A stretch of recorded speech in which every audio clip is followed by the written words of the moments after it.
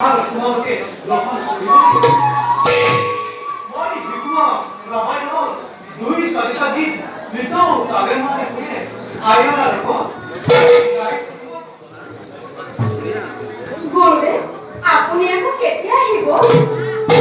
অতি কৰো দুই পক্ষৰ পাছত ঘূৰি আহিব। গুৰুদেৱ সিদিনা হাবিত দেখা বাঘ পোৱালীকেইটা পুহিবলৈ ধৰি আহিছে।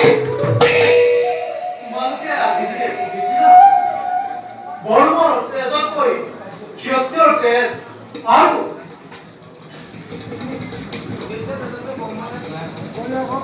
ক্ষত্ৰিয়ৰ তেজতকৈ বৰ্মতেজ আৰু হিংসাতকৈ অভিজ্ঞতাৰে অধিক পোৱালীকেইটাক যদি মৰমেৰে বধ কৰি আনিব পাৰা তেন্তে আনিবা।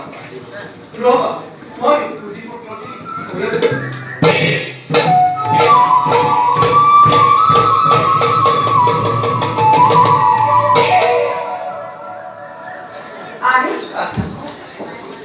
কঁঠাল গছৰ পাতবোৰ চুটিছে, পিছে তাৰ ফলবোৰ শকত, আকৌ আম গছৰ পাতবোৰ দীঘল দীঘল, পিছে তাৰ ফলবোৰ সৰু হয়।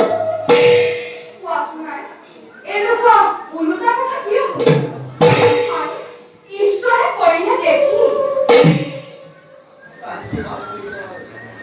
নিশ্চয় ঈশ্বৰে কৰিছে হয়, কিন্তু তাতো এটা কথা আছে। কি আছে? চাবাচোন পাছতো কঁঠাল গছৰ পাতবোৰ থিয় থিয়, সিহঁতৰ লক্ষ্য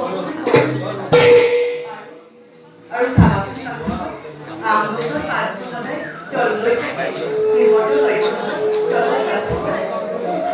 আজিৰ পৰা তেনেহ'লে আমি ডাঙৰ ডাঙৰ লক্ষ্য ৰাখিহে কাম কৰিম। মই যে সদায় কৰোঁ অযোধ্যাৰ ৰজা ডাঙৰ কৰিবই, ডাঙৰ হ'বলৈ যত্ন কৰিম। যত্ন কৰিব নিশ্চয় সাৰ্থক হ'ব পাৰিব। বাৰু আই, আৰু এটা কথা সুধো। সোধা বাচা। তেলটো ওলাওতেও ৰঙা হয় আৰু সৰুতেও ৰঙা হয়, কিয় হয়? হাই, মই ক'ব পাৰোঁ তেলটো ওলাওতেও তুলক আৰু সৰুতেও তুলক। এই দেখি তাৰে আৰু আমাৰে মাজত ধোঁৱাবোৰ সমান হয়। তাৰ পৰা তোমালোকে কি বুজিলা?